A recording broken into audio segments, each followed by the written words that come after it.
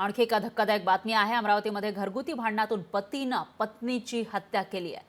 पत्नीची हत्या करून पती फरार झाला आहे। तर फ्रेझरपुरा पोलीस स्टेशन हद्दीतील ही धक्कादायक घटना समोर आली आहे। अमरावती शहर पोलीस घटनास्थळी पोहोचलेत। आरोपीला अटक करण्यासाठी पोलीस पथक रवाना करण्यात आलं आहे। धक्कादायक अशी घटना म्हणावी लागेल। अमरावतीमधली या ठिकाणी हे दोन पती पत्नी, त्यांचा एक चिमुकला सुद्धा आपल्याला या फोटोमध्ये दिसतोय।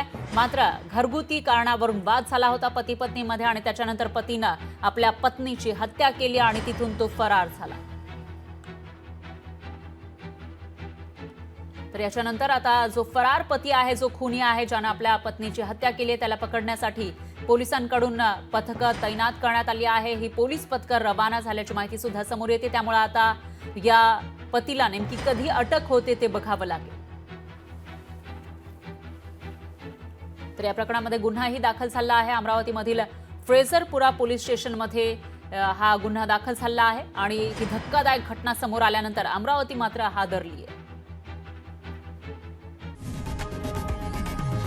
लोकशाही मराठी ऐका, पहा, जागरूक रहा।